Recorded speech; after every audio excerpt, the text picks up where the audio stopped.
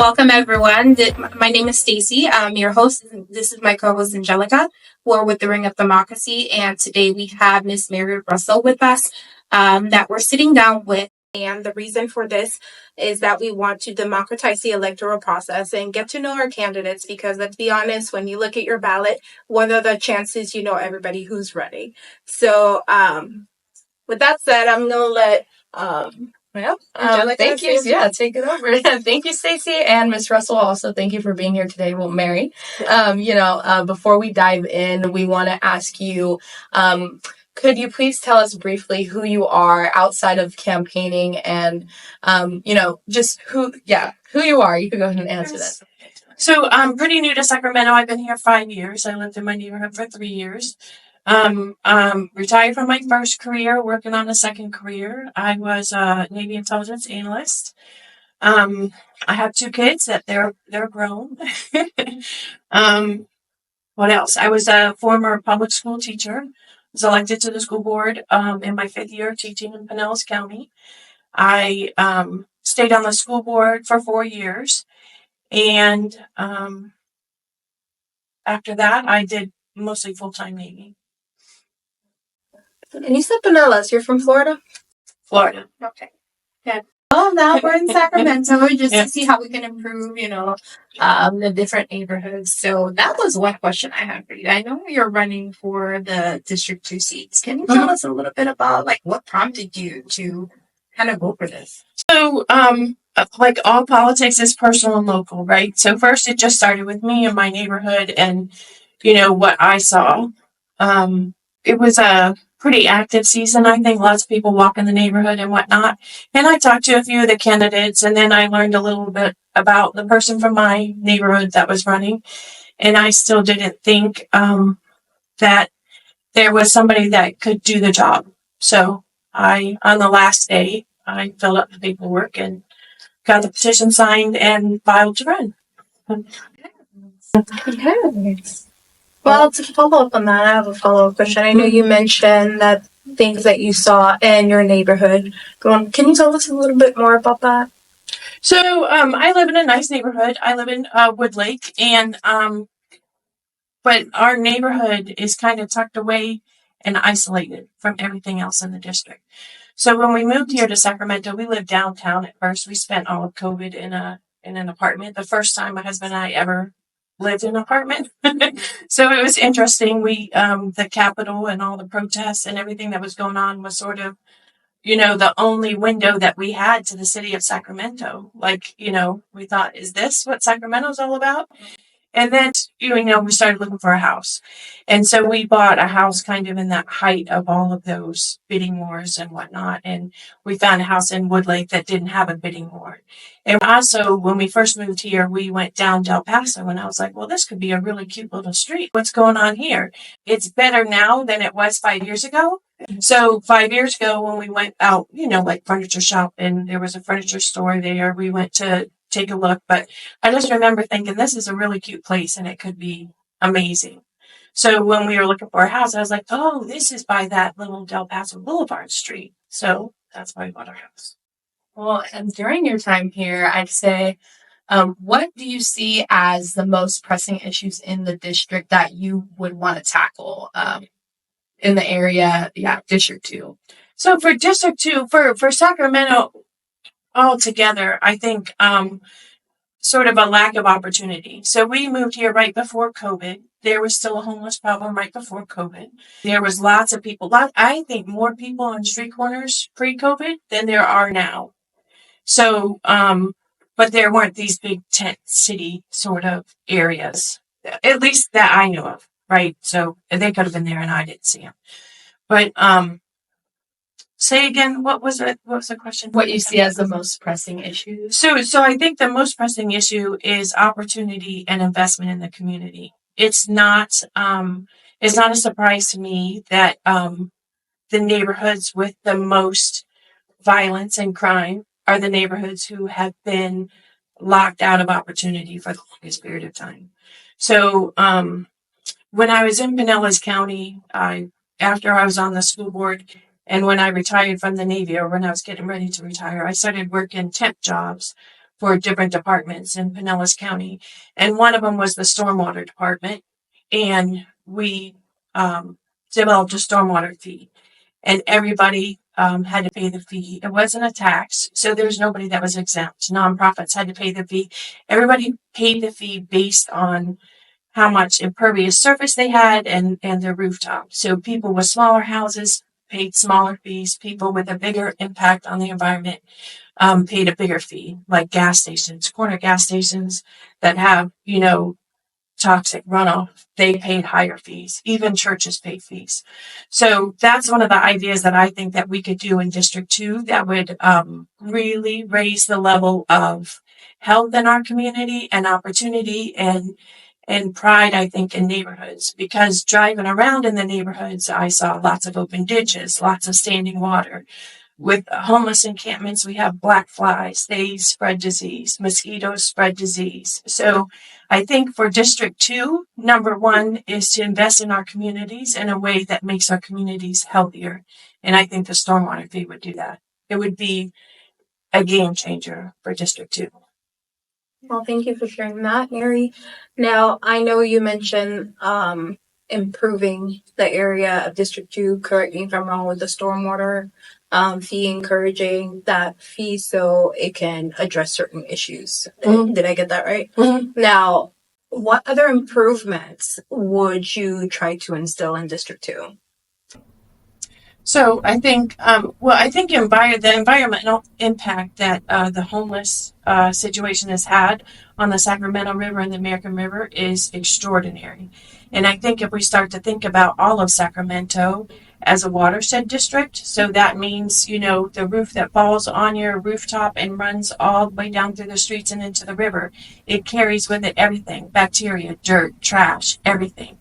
So as far as improvements go, that would mean curbsides, that would close up ditches, that would relieve the community of standing water. All of those things breed disease. And we need to, if you look at Northern California as sort of public health issues in Northern California, we're starting to see diseases that haven't been in the United States since like the 1950s, 1960s. You're talking about third world level illnesses that we are having in Northern California. And if you think about COVID started at San Francisco airport, right? That's what here in the United States, and it spread quickly. So anything that a mosquito or a black fly can carry can spread just as fast as COVID. So as far as infrastructure improvements, everything that we did for stormwater would improve our environment, it would improve our health, it would improve the look and feel of our neighborhoods, it would show people that the community cares about these neighborhoods as opposed to, just lack of investment over a 50-year period. It's hard to make up for that. Time value of money means if I invested something 50 years ago, if we invested in Apple stock 50 years ago, think about where we'd be right now. If we invested in these communities 50 years ago, where would we be right now? We wouldn't be where we are. So the best time to invest was 50 years ago. The second best time is today. And thank you for touching on what you feel you can improve. A lot of people in Sacramento feel that the lack of affordable housing is a big issue as to why a lot of, the community is facing homelessness. What do you feel that you would do in your role as District 2, like especially for this area, is like to reduce that homelessness and expand affordable housing? So I think improving health is reducing homelessness. I don't think that we have, they say there's 10,000 homeless people in the Sacramento region. I don't think we have 10,000 people on the streets who, but for the lack of a rent check, would just move in tomorrow. And let's say we gave them all free rent. Would they be able to maintain that? Would they be able to pay their light bill, their water bill? Would they be able to work full time?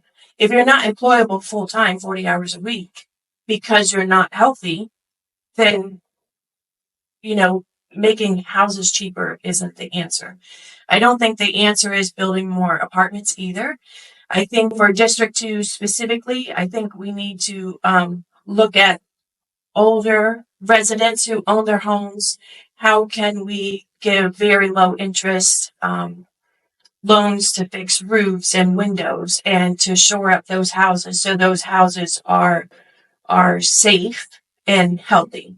So I know that there's lots of older people who can barely afford to pay, the electric and the water and the food, and they're in a house that maybe they've paid for but hasn't had repairs in, probably decades. So home repairs for District 2, for the expensive things like windows and roofs and doors. Um, I think more education around budgeting and homeownership, uh, more more loans like first time homebuyer loans for people who are looking to buy in the area. So if you check Zillow right now, I did this probably last week. I think I don't know that they're all in District 2, but most of them are in District 2. I think I did somewhere around $150,000 because I was looking at if two people worked full time in fast food, making $20 an hour, how much home could they afford? And so I did that, and I think we had around 70 homes.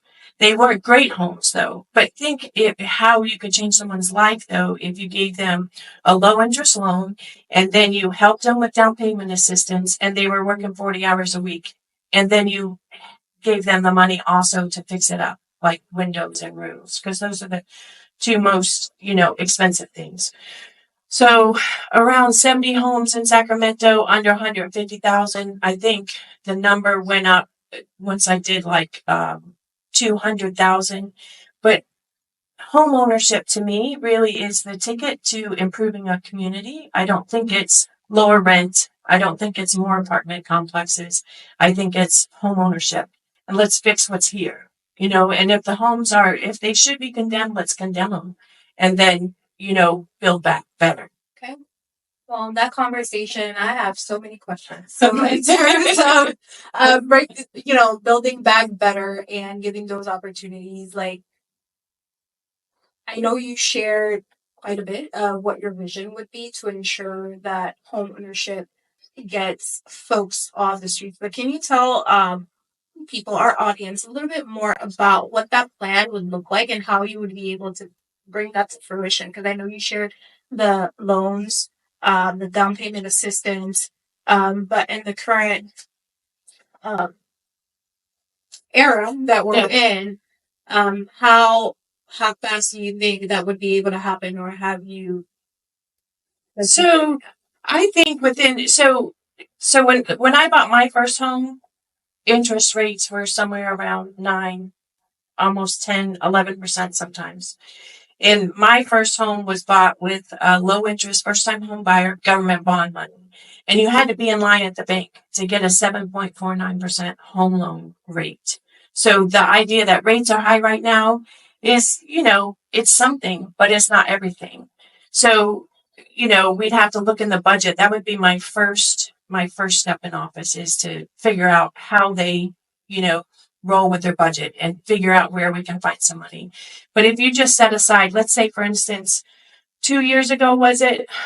Maybe 2.5, 3 years ago, the state of California had a surplus of money and they gave it back to people saying, okay, well, but it was only a few $100s for certain people. If they would have taken that government surplus that they had then, which was because of stimulus funds, right? Everybody got stimulus checks.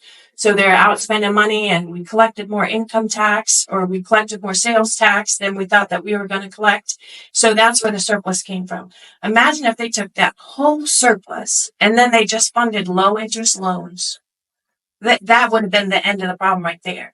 So, but right now in this period, we're facing 2 years of budget shortfalls. One, because we don't have any more stimulus money and we don't have the sales tax revenue anymore.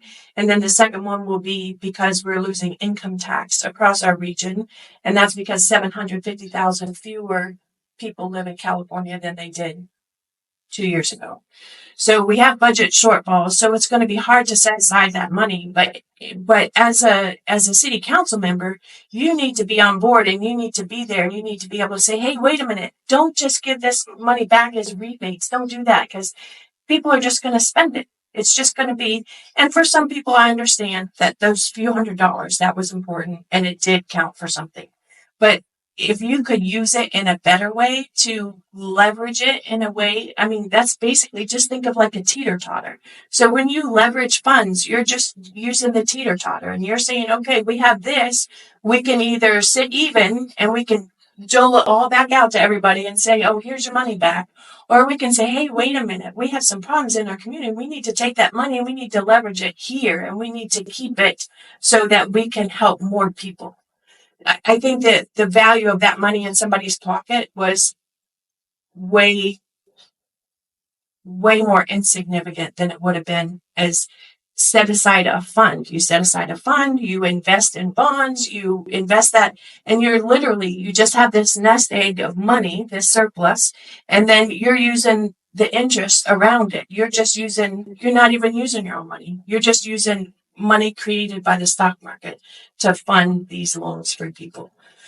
So I think that was a huge mistake on the state and, for local municipalities. But, politics trickles up too. If people were elected locally that understood how that worked, then they could have said, hey, wait a minute, Governor Newsom, this sounds great that you're going to give a rebate. Hey, but could we maybe only give half of a rebate and give the rest of those surplus funds back to the cities or the counties, and so that we can do something in our community that's really going to help?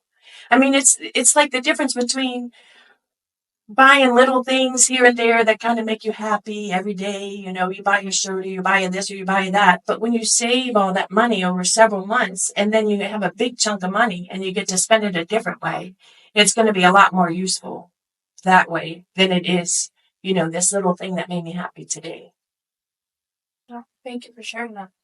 And you have a lot of ideas for Sacramento, and also in the process of being on city council, community engagement is really essential to our community, and like many youth and community in general members, they feel disconnected from city council. So what I have a question for you is, how do you plan to actively engage community members in the decision making process so they feel that their voices are being heard? So, well, I think, doing listening tours or, whatever you want to call it, going to neighborhood association meetings, go where you're invited, but also that can spread you a little bit thin. So if you host things like maybe once a month and you invite all of those people to it, that might be a little more beneficial. But, even those open meetings could be hosted at somebody's neighborhood association or here or, at a local venue. But I think it's important to say, to be accountable to the community, to stand in front of them and answer questions in a way that helps them. And I understand when I talk about my ideas that some of them kind of seem like, what is she talking about? That's just nuts. But it's not really nuts, but I would get you there. You know what I mean? Just like saying it's insurmountable to buy a house. I just can't possibly fathom buying a house. Well, if we slow it down, take it step by step and break it down, and we say, this is what you need to do this month, and 3 years from now, you can buy a house. That's a long time to go and do those little things every time, but we can break it down. So we do this thing right here. That's going to amount to this over here. So Thank you. And Mary, I know we don't have a lot of time, but there was a community member question I wanted to make sure to touch on today before we close. So the question was, what are you doing personally to address climate change? That was one of the community member questions that we had. To address climate change, yeah. I mean, personally, we separate our trash, man. We have our little thing under the sink. We have our recycle. We're really diligent about that. And then I support cap and trade for what that's worth. I mean, at some point, I think what we need to do though is work with businesses on they call them externalities. Like, this idea that a Coke can in the street. I mean, around here, somebody's going to pick that and recycle it. But if it's a plastic bag or if it's something that's worthless to somebody and it's laying in the middle of the street, shopping carts, for instance, we have shopping carts all in the river. Well, if you charge the business $150 every time you found their shopping cart in the river, they would figure out how to keep their shopping carts out of the river. So as far as climate change goes, every time we slow the water flow, every time we cut a tree that we shouldn't cut, every time, it's again those little things that you do every single day that add up to something big. So I would say here in Sacramento, I mean, there's people that pull tons of trash out of the river, like literally have documented tons of trash.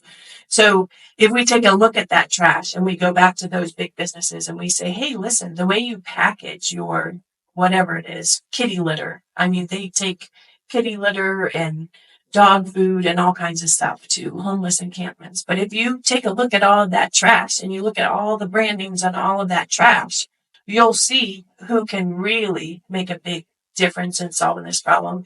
And it's the way they package those things that end up in our streets. Thank you. Thank you for touching on that. And to wrap up and be respectful of your time, we do want to give you the last minute or so to leave the voters with why they should vote for you. Well, I mean, I think I'm going to do my homework. I've done my homework already. I'm going to make good decisions in the moment. I know from being on the school board when I was in Pinellas County, I was on the school board when we had the first ever African American elected to the school board, and we would work on issues, and sometimes the issues would just pass by in the moment, and I would have to kind of elbow her, and I'd have to say, Mary, this is your issue. We need to talk about this. This is something that's really important.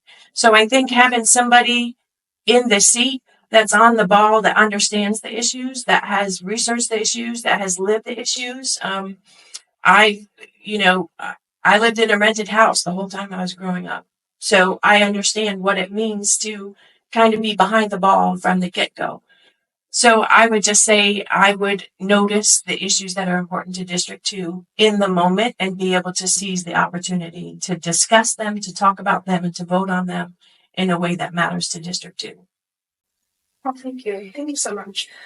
So we appreciate your time, Mary, and just want to say that election is on March 5th, and Stacy, Angelica, and Miss Mary Russell are running for the District 2 council member seat. Make sure you vote on March 5th, and remember that we are a nonprofit, non-political organization seeking to democratize the electoral process, bring you more information, and a little bit like some sit downs with the electoral candidates so you can get to know them better and make a better decision. But with that said, thank you so much, and I hope you have an amazing rest of your day. Thank you.